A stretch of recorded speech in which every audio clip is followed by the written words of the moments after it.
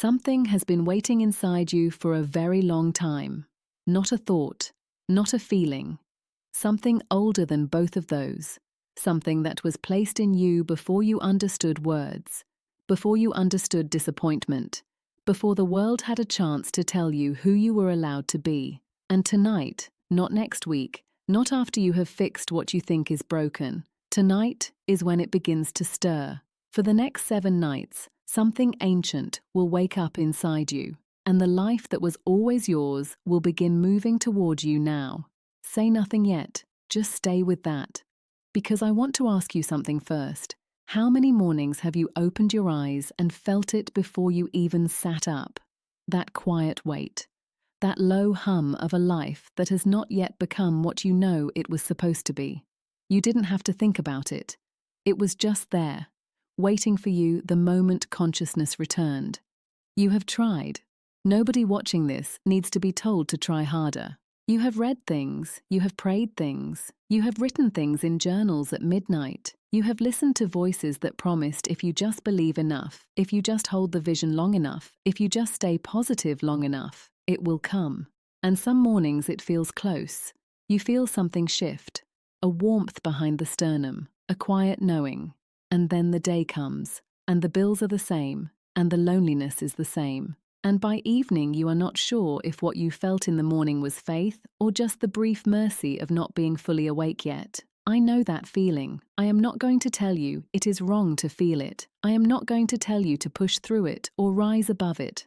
I am going to tell you something different. I am going to tell you that what you felt in those early morning moments, that warmth, that nearness, that sense of something possible, was not imagination. It was recognition. Your deeper self was recognizing something true, and it was trying to pull you into alignment with it. The reason it has not fully arrived yet is not because you are failing. It is because there is one specific thing you were never taught. One ancient practice so simple, your mind will want to dismiss it. And that dismissal is the very wall that has been keeping you on the outside of your own life.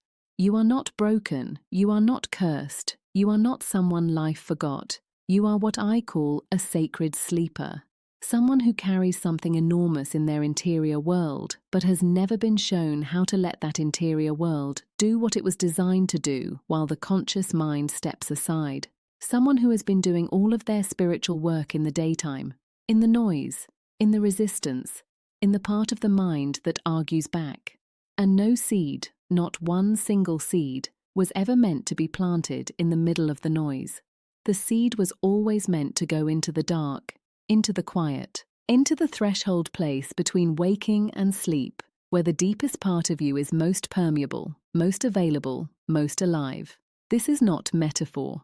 This is neuroscience and ancient wisdom arriving at the same door from different directions. Your brain, in the minutes before sleep, fully takes you, enters what researchers call the hypnagogic state. The prefrontal cortex, the part of your mind that argues, doubts, edits, and resists, begins to soften its grip. Theta waves increase. The subconscious mind becomes extraordinarily receptive. What you feed into that space in those final minutes does not just drift away. It sinks. It roots. It begins to reorganize the entire filtering system that determines what your waking eyes are able to see, what opportunities your nervous system is able to recognize, what you unconsciously move toward or away from every single day. Neville Goddard called this the law of reversibility. He said, and I want you to hear him here, assume the feeling of the wish fulfilled and observe the route that your attention follows. He was not describing visualization as an exercise. He was describing the actual mechanics of inner speech, of imagination, of the deeply felt assumption held in the body at the moment of sleep. Joseph Murphy built an entire life's work on this single principle. Florence Scovel Shinn called it the spoken word made flesh. Carl Jung called it the activation of the deeper self. Different languages, the same ancient door. For the next 7 nights, you are going to walk through that door. For the next 7 nights, something ancient will wake up inside you, and the life that was always yours will begin moving toward you now. Say it slowly, out loud if you can. Let it move through your chest before you let it leave your mouth. For the next 7 nights, something ancient will wake up inside you, and the life that was always yours will begin moving toward you now. Now, let me show you why that sentence is not a wish, it is a law, and there are 3 of them working inside it. The first is the law of interior authority. Most people treat their inner life as a passenger, something that responds to outer circumstances, something that shifts when the outer world gives them reason to shift. But every mystical tradition and every serious neuroscientist who has studied the subconscious agrees on this. The inner world is not the passenger, it is the driver, and the outer life is what follows, not what leads. When you say, something ancient will wake up inside you, you are not making a request. You are issuing an interior command. You are speaking to the oldest, deepest, most powerful part of yourself, and telling it that the waiting is finished. The second is the law of threshold activation. There is a reason every wisdom tradition in human history points to the night. Genesis begins in darkness. The Psalms are full of cries in the night that are answered by morning. Isaiah 30:21 says, "Whether you turn to the right or to the left, your ears will hear a voice behind you saying, 'This is the way, walk in it.'" That voice does not shout. It speaks in the quiet. It speaks in the threshold, and it is heard most clearly in the moments before sleep takes you fully down. The hypnagogic state is not mysticism. It is biology aligned with the ancient. 7 consecutive nights of intentional activation at that threshold creates a compounding effect that single attempts cannot match. The third is the law of the ancient inheritance. Something in you already knows this. You can feel it even now. A stirring under the familiar tiredness, under the reasonable doubt, under everything the daylight world has taught you to expect. That stirring is not new. It is old. It is the part of you that existed before the disappointments, before the years of trying and not seeing, before anyone told you what was realistic.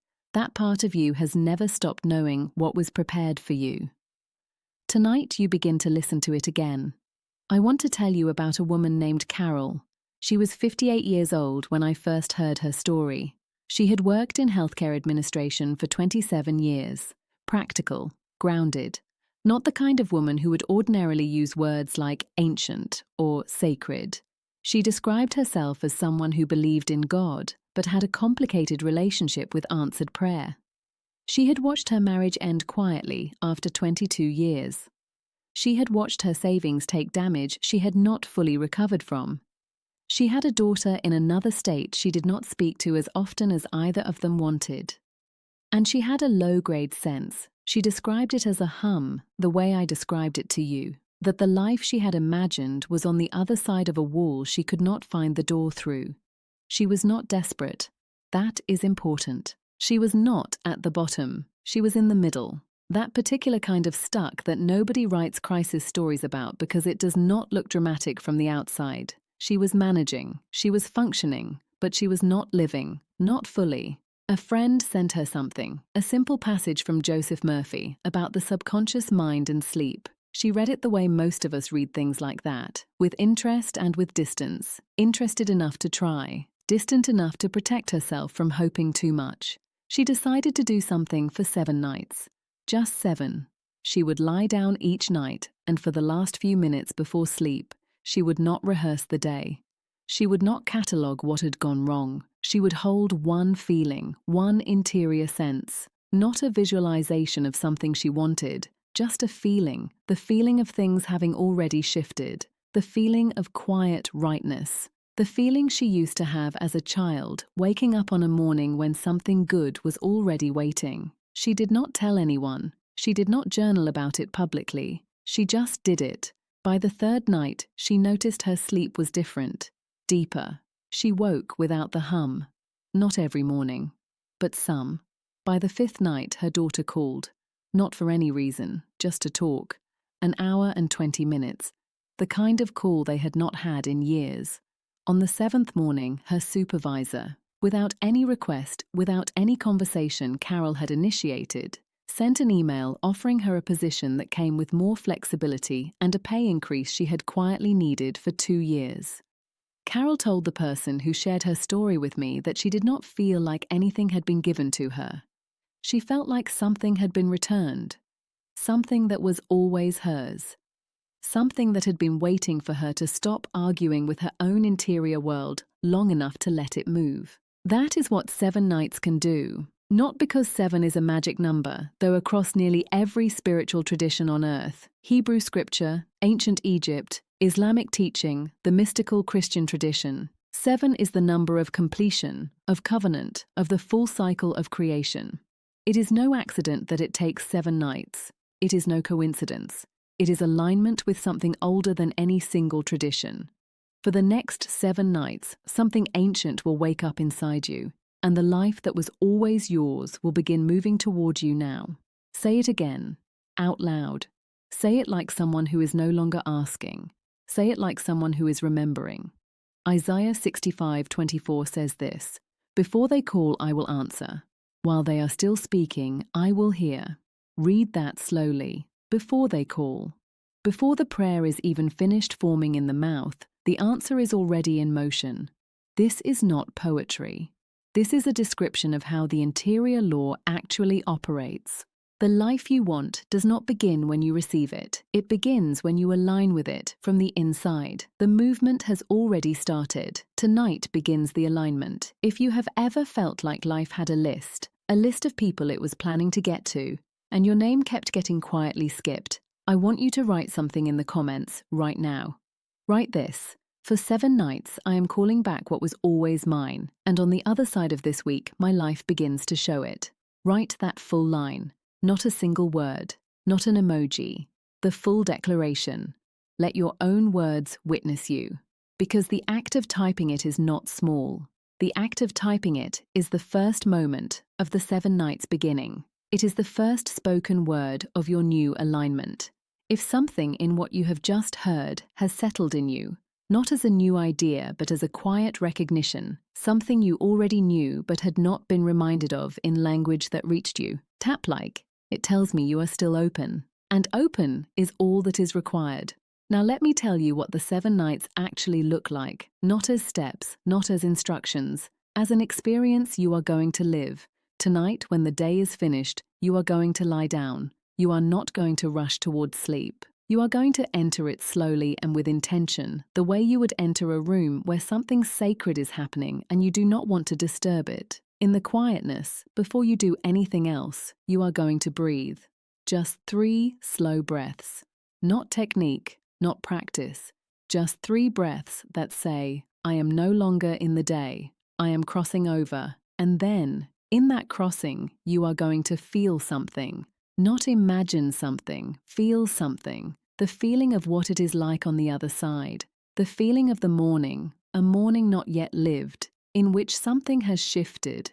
You do not need to know what. You do not need to see the details.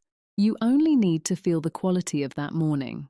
The lightness, the quiet rightness, the sense that the air itself is different. Hold that feeling the way you hold something you do not want to spill, and in that feeling, let the declaration move through you one final time before sleep. Not loudly, not even in full voice, in the interior, in the place where the ancient part of you is already listening. For the next 7 nights, something ancient will wake up inside you, and the life that was always yours will begin moving toward you now. Let sleep take it. Let sleep carry it somewhere you cannot follow consciously, but that you will feel in the morning without being able to explain why. Each night you do this, the signal gets stronger.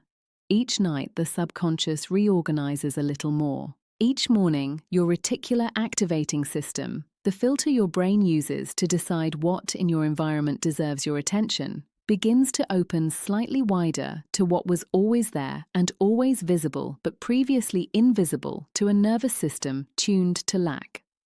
By the 3rd night, you may notice small things. A thought that arrives without the usual weight attached to it. A moment of unexpected ease. A conversation that opens a door that seemed closed. Do not dismiss these as coincidence. Coincidence is what we call alignment before we are ready to trust it fully. by the seventh night you will feel different. Not because the outer life has completely transformed in 7 days, though some things will have moved, some things will have been quietly prepared. You will feel different because something in you will have been restored that was there before the disappointments covered it.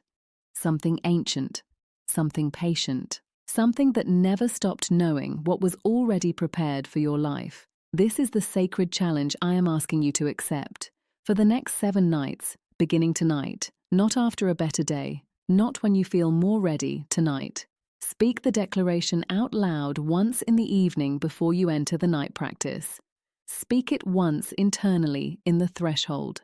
And when you wake, before the day's noise begins, speak it once more, quietly, to yourself, like someone giving thanks for something that has not yet fully arrived in the visible world, but is no longer in question.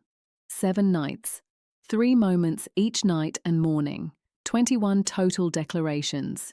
Each one not an affirmation you are hoping will work. Each one a statement of a law you are choosing to align with. The world will not see what you are doing. That is fine. The world does not need to see the seed go into the ground to receive the harvest. Florence Scovel Shinn wrote this, and I want to close with her words. The invisible forces are ever working for the woman who is centered and harmonized, who hears with the inner ear and sees with the inner eye. Hear it, right now, in this room where you are sitting, in this moment. Not tomorrow, not after proof. Now. The invisible forces are working. They have been working. They were working before this video began. Tonight, for the first time in perhaps a long time, you are going to meet them consciously, in the quiet, in the threshold, with your full interior presence. For the next 7 nights, something ancient will wake up inside you, and the life that was always yours will begin moving toward you now. It is not a wish, it is a law. It is not a prayer waiting to be answered. It is an answer that has been waiting for you to stop being afraid to receive it. The 7 nights begin tonight, not when the conditions are better, not when you feel more certain. Tonight, in the quiet, in the dark, in the oldest part of you that has never once stopped believing. Something ancient is waking. It is already moving. It was always going to be you, now. If this felt like it was written for you, because in a deeper way it was, welcome home to Healing Love Space.